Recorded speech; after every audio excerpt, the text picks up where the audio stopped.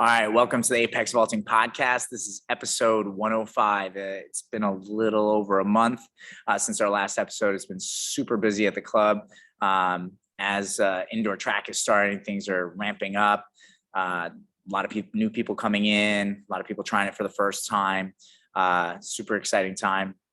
So again, apologize for not doing more episodes, but it's been super busy. Couple things, obviously, if you enjoy the podcast, please share this with your friends. Subscribe to the podcast either on Apple, iTunes, podcasts, or you can subscribe to our YouTube channel. It's just Apex Vaulting. Also, we have instructional video on the Apex Vaulting channel. We put a bunch of videos out with a bunch of different drills and different progressions, but you can probably find almost anything that you need on that channel there. And if you're interested in following us on social media, it's the Real Apex Vaulting on Instagram, and it's just Apex Vaulting on Facebook and Twitter. So I feel like there's a lot of things I want to talk about. Today, though, what we're going to focus on, we have Robert Plumb on. So he's been on the podcast before. He's one of my vaulters. He started jumping at the club when he was a sophomore in high school. Now you're what? Junior in college. Junior in college. Time flies, guys.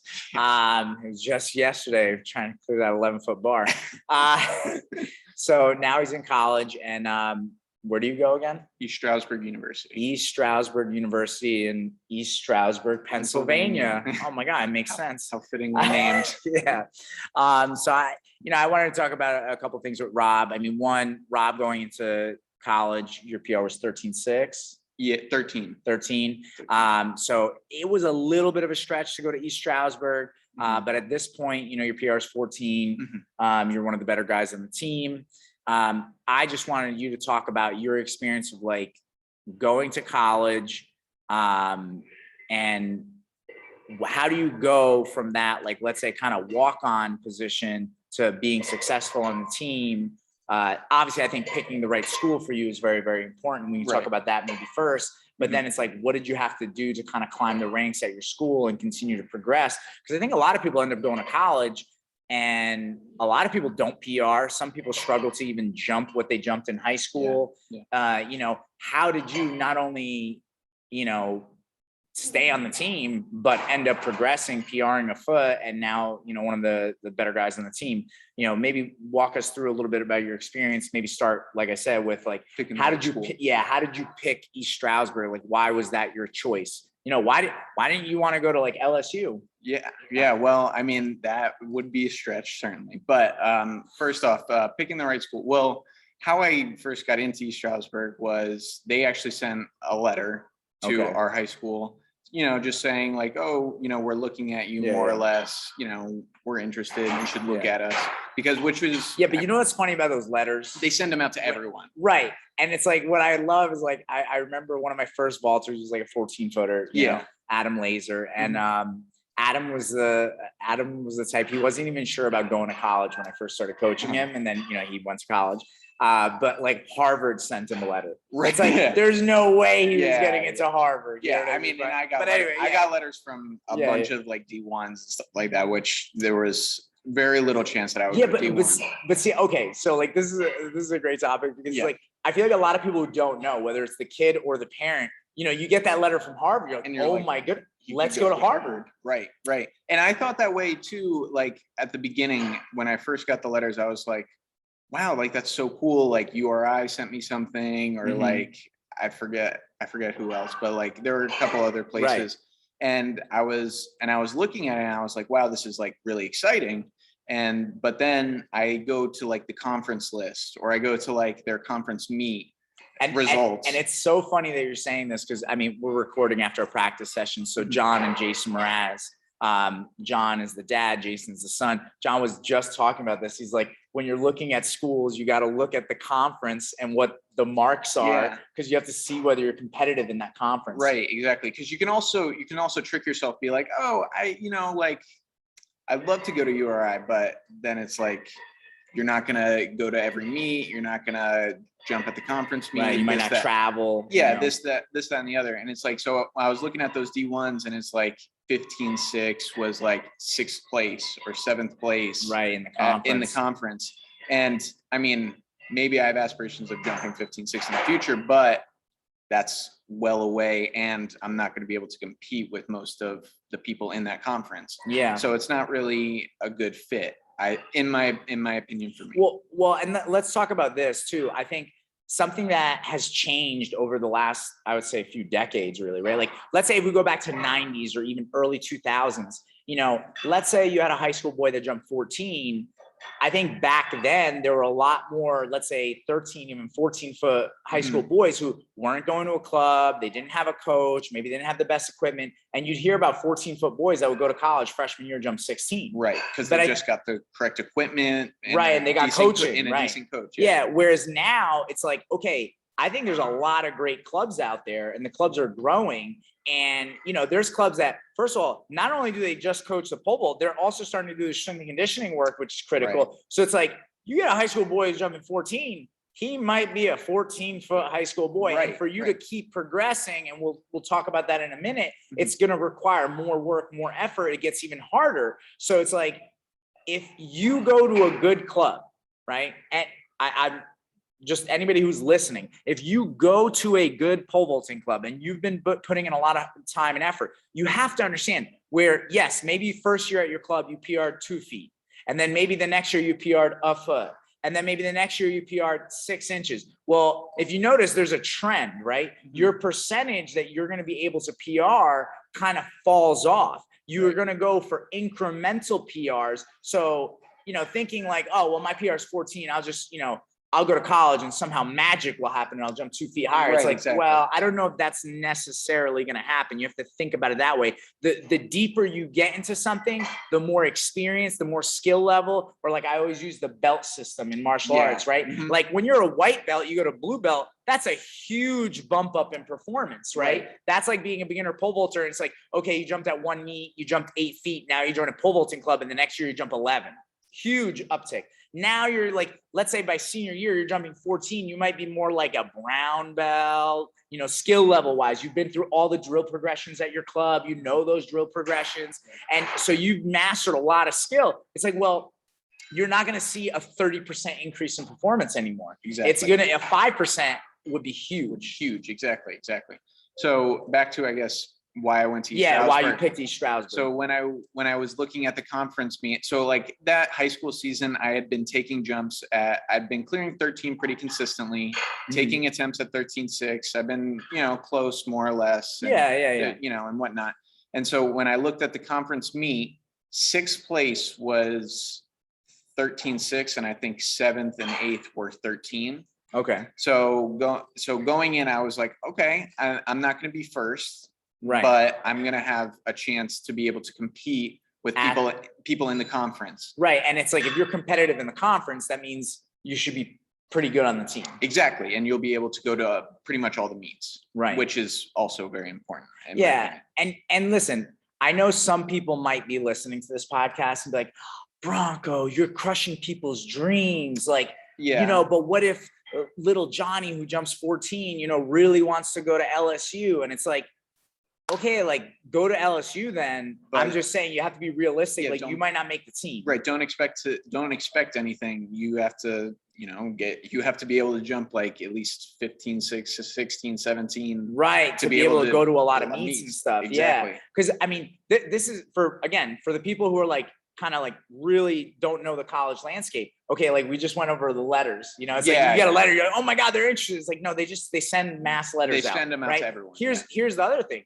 What a lot of people don't realize, I'll hear people say is, but Bronco, I looked at their roster. They only have one pole vaulter and he jumps 15.6. Yeah. Right. Because they don't want to carry anyone on the team. They do not want to hold a roster spot for someone unless they could score at the conference. Well, so there's plenty of teams. It's like, they might have one male vaulter at 15.6, but if you jump 14, they're not interested. Like they'll only take you if you can come in and score. And especially some of those bigger schools, sometimes, unfortunately, they don't have a pole vault coach. So they know it's like, well, we can't coach you up. You have to be able to come in and score just the way you are. Yeah. And I think that's actually a perfect segue into kind of what happened my freshman year at East Stroudsburg. Okay. So at East Stroudsburg, just to finish up. So obviously East Stroudsburg was a good choice for you. Right. You're at 13 feet, that 13.6 bar is coming, and East Stroudsburg, you're going to be competitive with those marks. You obviously like let's even talk about that. I mean, obviously you had to communicate with the coach when you contacted the coach. Did the coach seem interested in you? Yeah. So the coach did, like, he knew my name more or less. Like he was like when I said, "Oh, it's Robert," they were like, "Oh, Robert, I remember you're the pole vaulter, right?" Yeah. So they were kind of somewhat on a personal level in that regard. And also, they knew my marks, and they're like, we think you could come in and that will, not necessarily place at conference, but you'll be competitive at conference. Right. And, we think this would be a good fit for you, more or less. Right. So it's like right off it's like if you're talking to the coach and they're talking about you being on the team, they are interested. Right.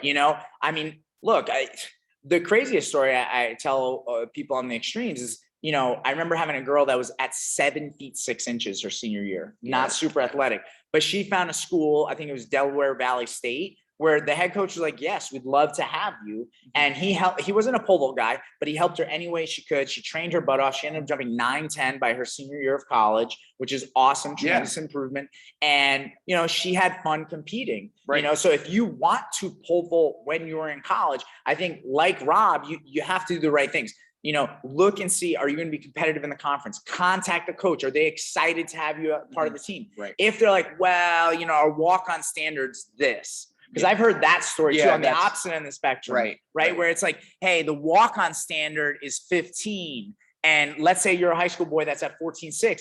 You are literally going to drive yourself crazy the rest of the year trying to get that 15-foot mark. And the thing is, once you jump 15, that doesn't mean you go to meets. That doesn't mean you go to conference. That doesn't mean you'll be competitive at all in the conference. That also doesn't mean they're going to keep you on the team. Yes. It might end up that you go to campus and now they're like, fine, we got to give this kid a shot because we told them 15, right? And so now you're there a month, 2 months, 3 months even. And then they're like, you know what? You're just not keeping up in workouts. We're going to have to cut you. Right. So imagine that you drive yourself crazy for 6 months during your high school senior year to try to hit a mark. You finally get it. And then 3 months into your college career, done. Yep. I'm just, in my opinion, you should find some place that wants to have you, that's happy to have you. I think that's more important. Right. So what was the segue? I'm so sorry. I forget exactly what you said to segue, but basically what happened, I guess we're moving on to like what your experience was on as a freshman and kind of not being a walk-on, but and then becoming a bigger, more important part of the team. Yeah. So basically what happened was, immediately they didn't want to, we had 5 pole vaulters jumping at East Stroudsburg my freshman year. Okay. Which is quite a lot. That's quite a lot. You guys were stacked. We had a lot. Yeah. What were the marks? So, I guess that segue. So there was a 15-foot guy. I guess he ended up jumping 15.6 by the end of that year. And so 2 15.6 guys basically. Okay. And then there was, the other guy was 14.1 and me and this other kid were 13.7. Okay. So you're definitely not the top dog. No. You know what I mean? Yeah. Okay. Right. And as a matter of fact, basically they only took 3 pole vaulters to the first meet. Oh, wow. Yeah. So me and the other kid. So you hid the other poles for those kids. So they were like, they don't have their poles. Coach, I'm ready with mine though. Yeah. No, I'm kidding. All right, go ahead. But yeah, so I mean, that was more or less a letdown, I can say, because I was, not necessarily like expecting to be able to go to every meet per se, but like to show up and have that excitement and then kind of be told it's like, well, you're not the top dog and we don't want to, send too many people to the first meet. So, I mean, I could see where someone in that situation, right? Freshman year, excited, you want to compete, you've been going to practice, and now coach like, you're not going to the first meet. I could see some people might be like, oh, well, screw this. Like, why am I working so hard? Right. Why am I training? I'm going to enjoy myself. Just go to a party and have a good time. Is that what you did, Rob? That is not what I did. Oh, okay. Wait. Well, so you mean that's not the path to get you to PR? I don't think that's the PR path. Okay. Not the pole vault PR path. Okay. But basically that happened. The first meet was right before winter break. So, I mean, like you said, it was a letdown. It was a letdown. Right. So like, okay, you find out you're not going. You say it's a letdown. Let's go deeper into this. Like, what was your reaction when you first found out? Like, did you find out, like, did you go to his office? Did you just get a text message? How did you find out that you weren't going to the first meet? They told us so we had we've been having practices with the pole vaulters, and, obviously they can tell, the coach was, they see who's jumping higher. And, the coach basically comes up to us a week before the first meet and was like, hey, just because of limited spots, we're not taking you. And, he pulled me and the other pole vaulter over that one. Okay. So, and what was your reaction immediately? Well, immediately, to be honest, I was a little in shock because not that I was expecting to go, I guess, but like I was more or less expecting to go because of the standard, the mark to qualify for conference was 12.9, I believe. Okay. And not that, I feel like I could have jumped 13 at that moment. Right. So I felt like I could have hit the conference qualifying mark. Was my point. So I was more in shock because of that, because I was like, I can do it. It's not that I can't do it. Right. And then it was kind of, just like, I was just like, wow, it was more like a realization that it's like, this isn't going to be easy, I guess is a good way to put it. It's like, you can't just show up and do what you've been doing in high school and because obviously in high school I was top the best dog guy in the team. team. And it was like, I was the pole vault guy, but now it's like, there's 5 pole vault guys that are ahead or that are beating you. Right. So, so to that. So it kind of awakened you. Yeah. It awakened me. Yeah. It woke me up, I think. Because I think like what you're describing too, it's like, I think, okay, when you're in high school, look, most people, especially if they're going on to college jumping, they're usually like the best person at their high school. 100%. And it's like, you can kind of slack and get away with it. Like nobody's going to give you a problem, you know? But now when you go to college, you're not necessarily going to be top dog. And so now, you have to be more accountable. It's going to make you accountable. Like, okay, if you're not doing what you're supposed to be doing, we can only take 3 people. You're not in the top 3, can't take you. Right. And so now, again, like I was saying, I think there's some people, they would get so deflated, they would be like, screw it and stop working hard. But it's like, that's not going to get you anywhere. What you got to do is you got to focus on like, okay, even if you think it's unfair and you should be going to the first meet, you have to be like, okay, well, I have to do better. I have to put myself in a position where now I will be in that top 3. I will be taken to the meet. And where can I improve? Like, can you take us back to maybe even like, I'm sure we spoke, when you were in that moment, what were some things that you maybe thought you were doing fine with that you had to start focusing on to help you become a better pole vaulter? Well, I just remember in practice, obviously it's not the same coaching as that I get from you. And it's, not necessarily worse or better, but it's different. And, I realized that I wasn't doing some of the same things that I was doing here. Some fundamentals. Yeah. And I was more or less just getting lazy with that stuff. Right. So you definitely had to improve on like how sharply you were focused on improving your technique. Because I think a lot of times, especially at colleges, when you're heading towards meets, coaches will have you just, be doing longer runs. Yep. And, it's real easy for technique to start to slip. You might even be like hitting a pole and sinking on it. And you think like, wow, I have my same grip. But now the pole's sinking. So it's not the same. Right. Yeah. But what are some other things, even away from pole vault technique, that you had to maybe sharpen or improve on that you thought before finding out you weren't going to this meet that you're like, oh, I'm doing fine. I'm working hard. Right. I'm working hard. Right. What did you find that you weren't working hard enough about? I certainly wasn't working hard enough on my strength and conditioning at school, because I know when we're here, we have a very strict regimen. Well, not necessarily strict, but like a very, there's a certain, where we have a linear periodization. There's a certain rep range wherein people are lifting. It's very easy to be motivated when you're around other people that are training hard. Whereas at school, they had a little bit of a different program that was going on, and I don't know. And I wasn't going the extra step to be like, oh, I basically was like, oh, I'm lifting with the team. I'm doing enough. I'm doing what everyone else is doing. The coach only told me this much weight or just this exercise. Right. And so I was like, I'm doing fine.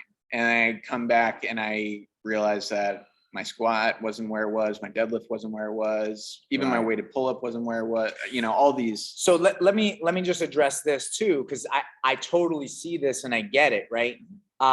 Because it's easy to kind of like trick yourself, right? Yeah. So especially if in high school, right? Like you're about to go to college, but you're in college, in high school, if you had a good strength and conditioning program, right? Like, I don't know, first person that I think of, a first club besides us, is like I always think about Arizona Pole Vault Club, like Garrett and Dean Starkey, they have a strong strength and conditioning program. If you have numbers that you trained hard for, right? So like we're talking for you, like I remember your single leg squat in high school, I think was like 295. Yep. So it's like, that's a great number. That's a great number. And if you jumped X with a 295 single leg squat, not that you can't jump higher, right? But it's like, if you fall off too much, let's say you come in and you test and you're like, oh, I only hit 260. Yeah. That's a problem. That's a huge, huge drop off. Huge drop off. Now you might be at your college strength and conditioning program, and they might pick a different exercise or different periodization or whatever, and so you haven't done the single leg squat. But then even what you're doing, because isn't at the same intensity. Yeah, it's not at the same intensity. You're not pushing the numbers. So now you're actually getting weaker, which in turn will make you slower. And then you can trick yourself there. I listened to the coach. Yeah, I'm doing what I'm supposed to do. Yeah, this person told me this. I did it. What do you want? And even I remember hearing a story, Westside Barbell, which is a powerlifting gym in Ohio, but they work with other athletes. They had some like girl, I think, that went to Columbia University. She was a 400-meter runner. And pretty sure she was like, gosh, I don't know, like 55 seconds, maybe faster, 53, 52. I don't remember, but fast 400-meter runner. Goes to Columbia where they're not lifting at the same intensity. The numbers, and Westside Barbell, I mean, like they have more 1,000-pound squatters than the rest of the world combined. So like they really focus on pushing the numbers. And so this girl probably squatted and deadlifted something ridiculous at Westside. But she goes to Columbia, and there it's like, I'll tell you what, a lot of Division I programs, even, you're a female, you weigh 140. If you squat like 225, most people will be happy. Yeah, right. Like I'm talking about regular squat, just like a box squat. 225 is good. Yeah. And it's like, this girl probably did something ridiculous, like 330 or who knows, Yeah. So it's like, if she's going in there and they're putting lighter numbers for her and she just does that, well, she's getting weaker. And what the Columbia coaches told her was like, oh, well, I think you're too bulky. You lift too much at Westside. Yeah. Yeah. That's literally what she did all through high school to get the marks that she got. Right. Like if you want those marks, right? It's like you need to do. Yeah. I always talk about it. It's like a recipe, right? Yeah. It's like if I make this chocolate cake and Rob eats it and he's like, oh my God, this is delicious chocolate cake. I would love to have this once a week. I would like to prepare this. Can you give me the recipe, Bronco? I give him the recipe and he's like, oh, well, but I don't want to put eggs in my cake. Yeah. Or something. Then it's not the same cake. It's not the same. It's not going to taste the same. Right. That cake is not going to run the 400 at the same time. It's not going to run right. the 400. So, I think that was a part of it. It's like you could easily trick yourself. Well, I'm doing what the coaches are asking. Yeah. No, 100%. That's what happened. And not only just pushing the numbers, I mean, a lot of times like me and Rob would like work out together. So we would do like a sled workout, like push the sleds or a carry. And I mean, it's kind of like, it's hard. It's hard. It's not. It's hard. We don't take hard. it easy. Sometimes, Rob comes close to throwing up. So it's like, it's real easy if now, right, all that hard work and effort that you've been putting in, now you're somewhere else and someone, you're like, wow, that was nice. That workout. Yeah, that was a good workout. Yeah. It's not the same. My heart got a little bit up there, a little sore the next day. This is okay. Yeah, that's good. So you can like lie to yourself and all of a sudden a couple months goes by, 3-4 months, and now your numbers are slipping. So you're not physically there. Yeah. Also, what else did we talk about? Yeah, I needed to certainly get my diet a little bit more in check. Yeah. And I mean, you saw it. And speaking of diet, let's just talk about this. Like there's both ends of the spectrum, right? So like for Rob, Rob we have similar body types in that like if me and Rob look at pizza, we gain 10 pounds. 10, yeah. At usually least 10. If you smell it, oh my God, forget it. You just lost the season. It's done. Right? But like we put on weight very easily. So we have to be a little bit strict with our diet. We have to focus more on protein intake and try to get our calories from there, stuff like that. But then you have people on the other end of the spectrum, they're not realizing they're not eating enough, Yeah. and so that's why they can't hold on to weight or put on any muscle mass, right? Yeah. So, and that depends on everybody. But all I'm saying is it's real easy at college right now, instead of, being at home, mom and dad make dinner and this and that, everything's kind of like a little bit more strict. No, now you have a dining hall open all hours of the day. Yeah. You have an unlimited pass, so now you can eat as much as you want. Or some people, like I said, on the opposite end of the spectrum, you're so busy with the classes because you have a hard major, right, that you end up missing meals here and there. Or, yeah, right. Something. This is going to hurt performance. Mm-hmm. So you now have to be more accountable, with your technique. You have to be more accountable with your strength and conditioning. You have to be more accountable with your diet. And then you need to be way more accountable with your sleep schedule. Yes, I was going to say that. But yeah, huge. Because in college, obviously, you can kind of trick yourself to be like, oh, I don't have class till 8:30, 9, or even 12, 10, or some people have their first class at noon, right? Right, or something crazy. Whereas whereas high school, it's like 7:30, 8 o'clock every single morning. You're forced to kind of find a regimen, get to bed at 11 or 10, or depending on the person, obviously. Well, and what I try to tell people about sleep all the time too, it's like, listen, me, for example, personally, I obviously have kind of a crazy sleep schedule because right now we're recording this podcast, it's 9:48, right? I'm not going to leave the club probably till 10:30. Sometimes I don't leave till 11.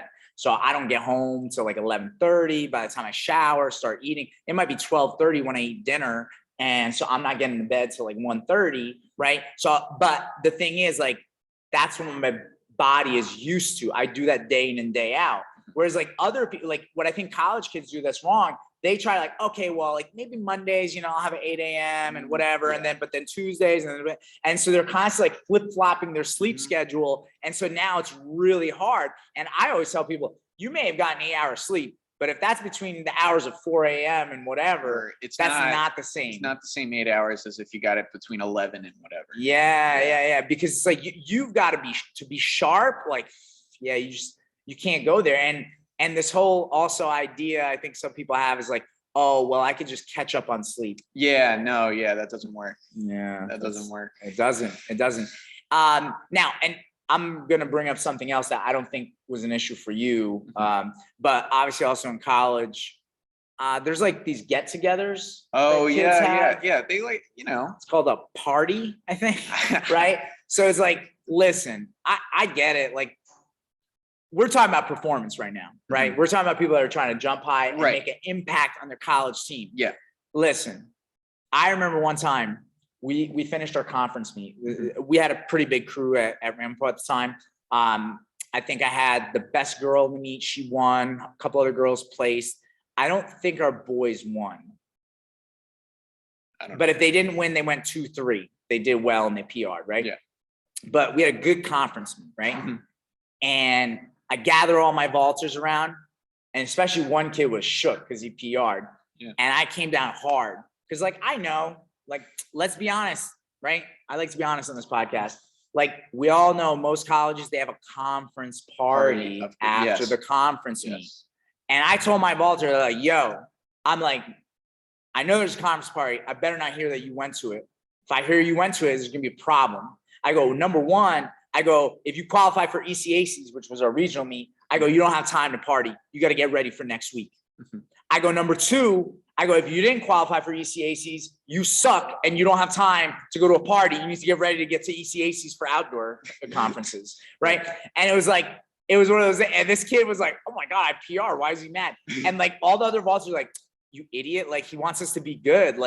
You need to keep training, right? And again, I think it's hard. I think for me, coming from me and Rob, you know me very well. It's a pretty authentic thing when I say that. I mean, somebody, Jason came in today to help coach some sessions, and he came in. I was finishing up my workout, and you could just see Jason's look on his face. He's he looks like he's gonna die. Yeah, right. Yeah. So it's I walk the walk. It's very easy for me as a coach, and it's coming from an honest place to hold people accountable. And I know, in today's world and society, it's like, Yeah. oh, like take it easy and stuff like that. But Have it's a like, good time. but like, let's be honest. If you want to be successful and you want to overachieve, you need to do what others are unwilling to do. Right. So you may have to skip the party every once in a while. You may have to stay on top of your sleep and not just stay up till 2 a.m. playing video games or chatting with somebody. Yep. You guys can pass through. Don't worry. You might have to stay on top of your diet. You might have to, after going to strength and conditioning, go to the NARP gym. Yep. The non-athletic regular person gym. And do some extra sets or reps of something, Yep. and then also focus on your jump. Like I was talking to one of the college athletes today, that's home for break. And I was like, look, like, I get it. Like, I'm not trying to disregard what you're saying. It gets a little harder when you go to college because like, I'm not there. You might not have a pole vault coach. Yeah. Right. But it can be done. Like, you just need to video your jumps. You need to talk to me on the regular. You need to like really go through the drills and be deliberate and focus. You can't just fall asleep at practice. Right. You can't go through autopilot at practice. You have to, like, everything you have to do has to be done with a purpose. Right. So walk us through that now. I mean, like, I think we've talked about all those different areas where you need to focus on, but what was like, how would you set up your week of practice and how did you think about it? And maybe talk about, things that we would talk about or how you used me as an asset to help prepare in the weeks and focus at practice. Well, I mean, like you were saying before, I mean, you got to get video of your jump. I mean, that's because the thing is, it's one thing to say like, I felt this at practice, I feel that, but like sometimes feelings can kind of be deceiving, especially when, you're feeling it because you want your jump to be good. You want to try to feel the right things. So you kind of trick yourself into feeling the right things sometimes. So that's why I think it's really important to get video of your jump. So if nothing else, you can look at your jump and know what it looks like other people watching it, not just what you're feeling. Right. And I think also the discussion between athlete and coach has to really start to level up. Like we talked about this on the phone the one time, but I had an athlete that was in line and I was asking her about like, oh, who's your favorite coach, besides me at practice. And she was like, picked somebody. And I go, why? And she goes, oh, well, like he noticed when I was like not understanding something and he would give me a visual or he would like move my arms or something. And like, I think I'm a visual learner. And I go, let me stop you there. I go, one, I think everyone's a visual learner at some level. Right. But in order for you to level up and become a black belt, you have to be a verbal learner. You have to understand it at a verbal level. Yeah. Let me explain. I'm gonna give you my analogy, right?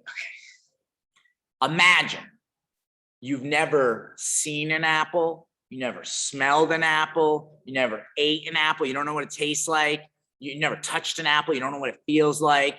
And I call you up and I'm like, hey, Rob, on the way to practice, can you do me a favor? Pick me up an apple. I'd be like, no, what is that? You might bring me a cantaloupe. You don't know what an apple is, right? Right. You know what I mean? So you would need a picture. I would have to send you a picture. This is what I need. Green apple, right? Right. Okay. But the thing is, all of us, right? Even people listening to this podcast, know an apple so well. If I was like, hey, can you pick me up an apple? You'd be like, oh, what type? Do you want Golden Delicious? Do you want Macintosh? Whatever. So we know what an apple is. We can verbalize it.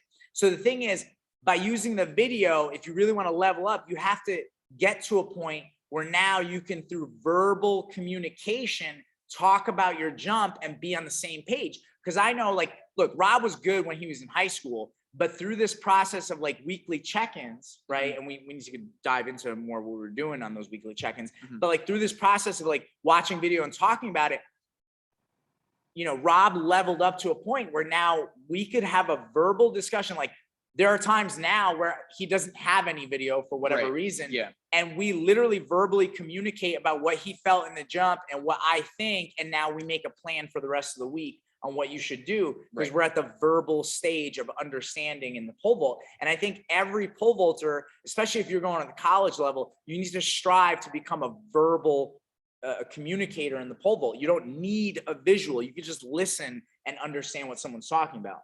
But not only that, it would be very important for classes in college too, because there's a lot of, but I mean, but besides that, yeah, I like you're saying, it's very important. listen, I don't know how you expect me to do math without pictures of 2 apples plus 3 apples. But go ahead. No, but yeah, like you're saying, you gotta kind of level up. You gotta be able to understand things and know what you're feeling and know what you kind of could be feeling and what could be wrong and why. You also have to kind of look at outcomes, right? It's like maybe your jump wasn't super smooth and you have like, you know, you kind of almost form a hypothesis of like, why wasn't it smooth? Was I late? Like, you know? Okay, did I jump up at takeoff? Right. Yes. Okay, go to the next thing. Did I brace with my arms instead of letting my arms go above my head? Maybe that was it. Right. Right. You know, did you lean back or did you swing up? You know, like what? So it's like you have to kind of go through the domino effect of the ball and like what was missing. Okay, once me and Rob would discuss that, then okay, these are the drills you should do next week. Exactly. And go ahead. What you expand on that? Well, basically, so like as you're making, I guess we can talk about like making a plan and stuff like that. Right. So like when you're starting to make a plan for the next week, so generally our jump days would be like Monday and Friday. Right. So, you know, generally Monday would be like the shorter day and drill day because, you know, the meet was that weekend. Okay. Yes. And and then the bigger day would be like either a Thursday or Friday. Okay. But then you have a meet on Saturday? Yeah. Okay, go ahead. Yeah. But that's besides that.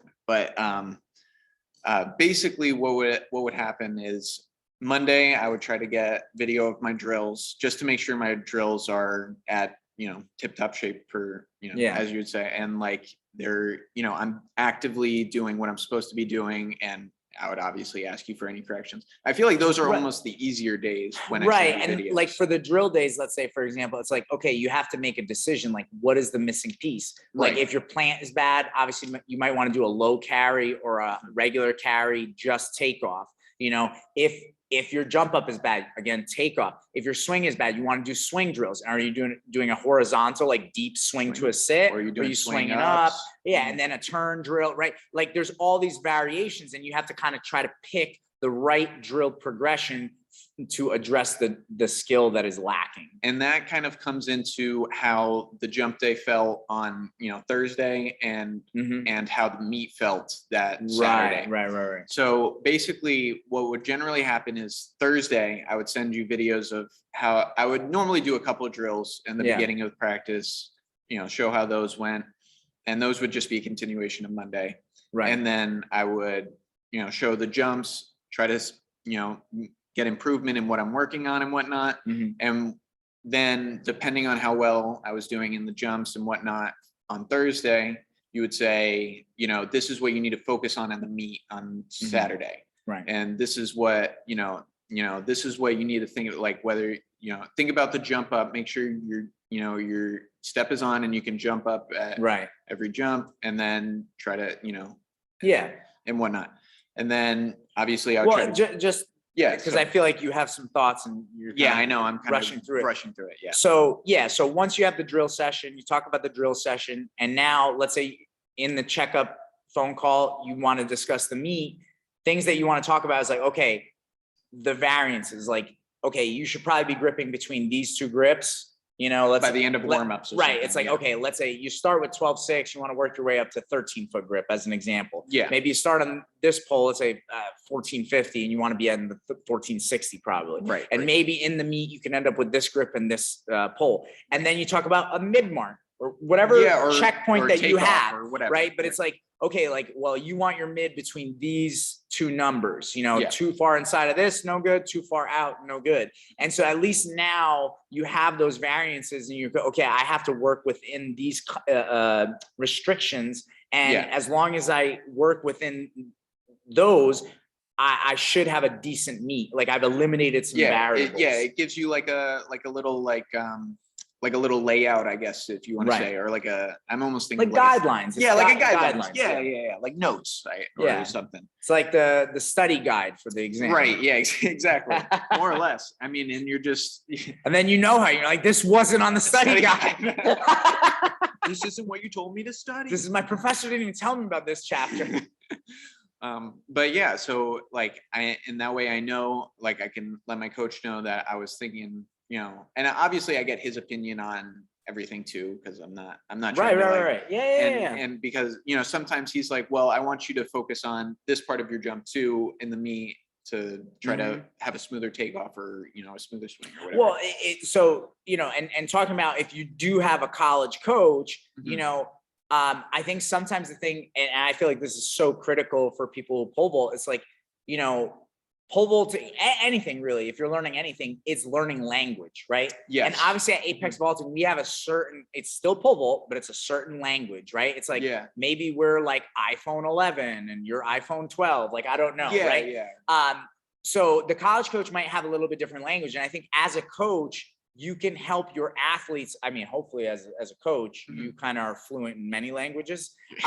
So hopefully as the club coach, you can help your college athlete and say, hey, so when your coach is talking about this is like what we would be saying at the club. Like, this is what this coach means. It's actually the same thing we were talking about in high school, just it's phrased differently. They use a little different language. But as much as it's the coach's responsibility, I think it's also the responsibility of the athlete to be able to take in what he's saying and kind of interpret and translate it back to what you think your coach might say or mean by that. And obviously you can discuss it with your coach afterwards and see what he thinks about it and what he thinks he's saying. Well, and I think it's responsible for the athlete, because like, I think sometimes as coaches also, we take for granted how much our athletes really understand what we're talking about.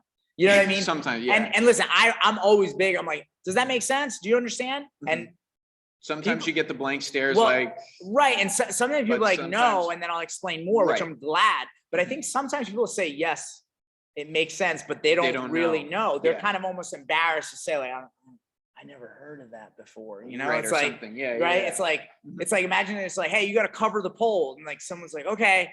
It's like, and then I get back in line. I'm like, Rob, what is cover the pole? Yeah, no, yeah. Do we have to put a sleeve over it? Like, is it too cold outside? Like, need to warm it up. Yeah. So, I mean, I think there's some of this terminology sometimes that people don't really understand. And as coaches, we take it for granted. But again, like you're saying, as an athlete, if I'm in college, listen, it's time. You're not in high school anymore. You have to stand up and be like, hey, I'm sorry, I don't understand what you're saying. Can you explain that? Like, I've never heard that terminology before. You have to either interpret or you have to try to translate. Yeah, and you have to ask questions. You have to be willing to ask questions. Yeah, and you have to be like a sponge. You got to take it all in. Right. So now, I guess, right? So we kind of went through the process of what you were doing in like college, right? Where do you stand now, right? Because we talked about it. You had a 13-foot PR. You were number 5 on the team. What's happening now? So, and we could talk about maybe what got you there, but go ahead. Yeah. So do you want to talk about now or how? Now, like, what's your PR? Where do you stand on the team? How's that going? Yeah. So now my PR is 14 or 428, I guess, in meters. Okay. And basically there a couple of the pole vaulters graduated and whatnot. And so there's only 2 pole vaulters left. There's the 15-6 guy and me. But going back to like conference right now, I believe I'm ranked 5th or 4th, whereas last spring I got 7th at conference with 14 feet. Okay. Yeah. Actually, like on attempts. So 6 got 14 feet as well. I lost on attempts. But all that being said, so I worked my way up to be, one of the better, and there's never now, like before there was a question, it's like, oh, do we take him to the meet kind of thing? Right. Now it's like, no question, like I'm going to every meet, like, unless there's not pole vault or something for some reason. Which is obviously very encouraging as, knowing that your hard work's paying off. Do you kind of want to get on how we got there more or less? No, well, I mean, like, I think we went over a lot of the stuff. Like, obviously, like, you have to work hard. You have to stay on top of your training, your diet, your sleep, all that stuff. Maybe you could talk about, like, I feel like you've also made yourself very valuable to your head coach. Like, I feel like there's a very good relationship. And I think that's important too. Yeah. So, I mean, our head coach now is our pole vault coach, which really helps. That's awesome. Yeah, that's amazing. He was the assistant head coach before, and he does like the multis and the pole vault. But yeah, I mean, I was always talking to the coach and asking about like the other people's jumps, like, you know, the other guys and other girls on the team, you know, like, oh, do you think they could do something like this? You know, what do you think about this for their You jump? guys would exchange a lot of ideas. Yeah, we would talk about ideas and stuff like that. And I think, I mean, not only does that build your relationship with the coach you know, say you're at a place where you're not getting noticed as much, if you can kind of like, you know, build a relationship, that can go a long way. Well, yeah. And I think, you know, here's the thing too, right? Let's say you're on a team and you're kind of fighting for a spot, and now there's two people that are tied. Right. Well, when the coach knows like, wow, this kid's super invested, they care. Yeah. They even know about everyone else's jumps on the team. Right. I can literally leave the pole vault and this person can take care of it. Yeah. Well, and the other guy could care less. Right. They're going to pick you over that other person that's not as invested. Yeah. So I think showing that you're invested goes a long way. You know? Yeah, I agree. And even now, like there was time last spring when he was the new head coach and he was a little bit overrun because he was working with a bunch of he's trying to handle the whole team. Right, exactly. And so the multis had to come pole vault, and he's like, you know, like, oh, Plumb, can you like help out the multis? Right. Which is like, I mean, it's like very appreciative to know that, you know, what you're saying, like he takes with. Yeah. I mean, you like, feel honored to have that privilege to help like that. And it also confirms like, you know what you're doing, or he believes you know what you're doing. You know what I think is funny too? Like some people listening to this might be like, what? You have to help other people on the team? Like, oh my God, you have to put more work in. Yeah. But it's like the way we view it is like, oh my God, what a privilege to help the team. Yeah. And I think that's important too. It's like, if you have that kind of attitude, like, yeah, man, I love doing my part. I love helping out. I think that goes a long way too. 100%. It shows investment. And I mean, obviously, you know, there's like the basic things of like, don't slack out at workouts. Don't, you know, make sure you show up to all the practices, because that's a big thing a lot of times. Make sure you just show up to all the practices. Don't skip.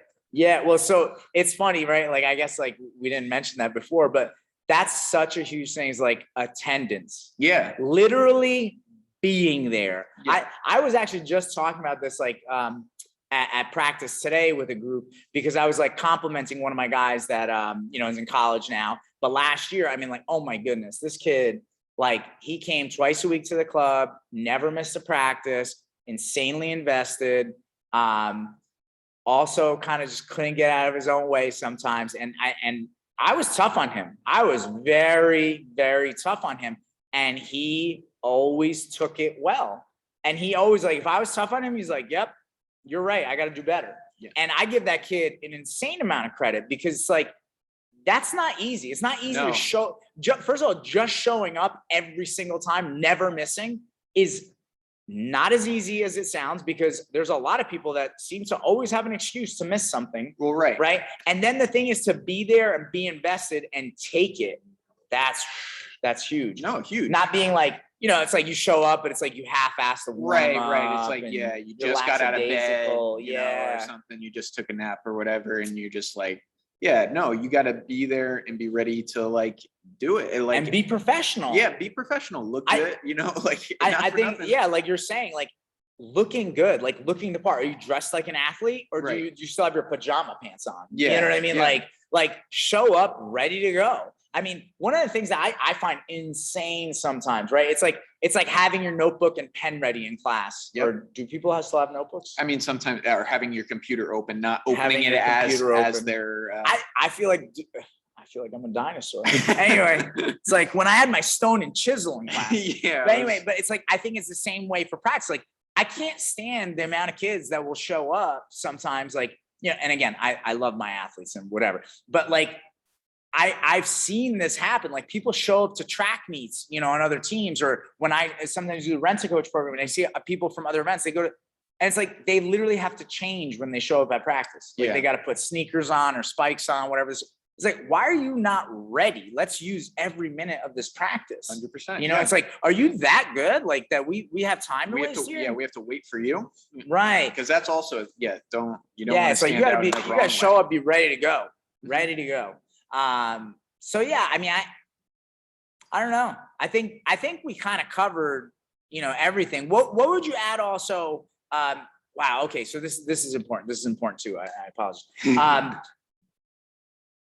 Do you think if I'm like trying to hold on to a spot, right? Just train when I'm at school, like summers off?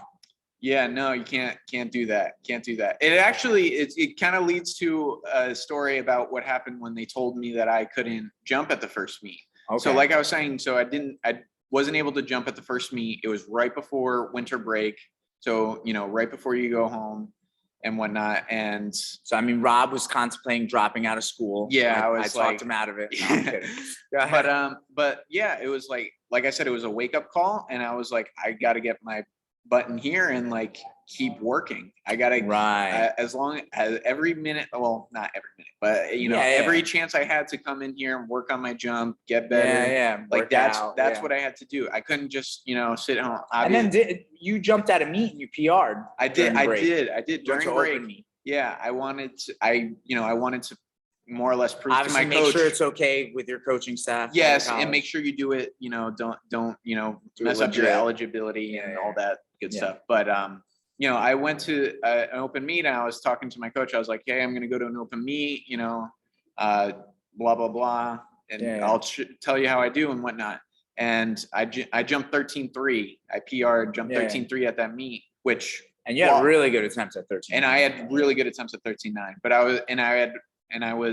that qualified for PSAC, the conference meet. Yeah. So I was like, if nothing else, I was like, this shows the coach, like I'm going to score at conference, or I have a chance to score at conference. Yeah. So, I was taking every chance I could. I was, like I said, I was training here all the time. I was trying to get my lifting numbers back up. Yeah. I was, and I went to an open meet to try more. It was almost in spite. I was like, I'm going to I need to prove to him, like, I can do this. Right. Well, and the thing that I would just add there, and then I think we could wrap it up, but like, despite some people's popular opinions, taking massive amounts of time off, like a month, 2 months, like that is not going to help you.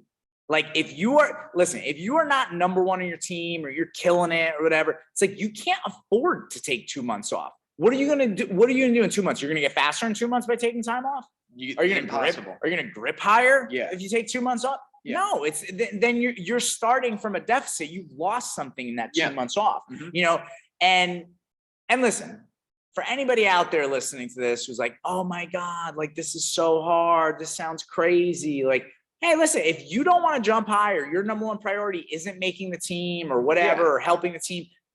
That's okay. Like, I'm not speaking to people out there. I'm speaking to the person who's like, no, I really freaking want to PR. I really want to make this team. I really want to be a part of this team. Well, then this is what you need to do. You can't take 2 months off. That's not going to help, So I'm speaking to people like that. Is there anything else you want to add, Rob? Nothing else I can think of. Just make sure you work hard. Yeah. It's all about working hard. I mean, it's so funny. I don't care if you have the most perfect technical model for the pole vault, you have the perfect strength and conditioning program, everything perfect. None of that stuff works without hard work and effort. You need the hard work and effort. That's in every recipe. I don't care what recipe you got. If you don't have hard work and effort, it's not going to be successful. Yeah. Thank you for anybody who's out there listening or watching. Again, subscribe, share this with someone who doesn't understand why they're not jumping high. That this might help them. Maybe this podcast. And like I said, Apex Vaulting on YouTube. You can find us on Apple Podcasts. The Real Apex Vaulting on Instagram. If you live in Long Island, you should check out Apex Vaulting LI on Instagram. Apex Vaulting Long Island. There's another Apex out there. And We're just Apex Vaulting on Facebook and Twitter. If you have any comments or questions and you'd like to reach out, please email us at apexvaulting@gmail.com. Rob, thanks for joining. Thank you. Next time, guys.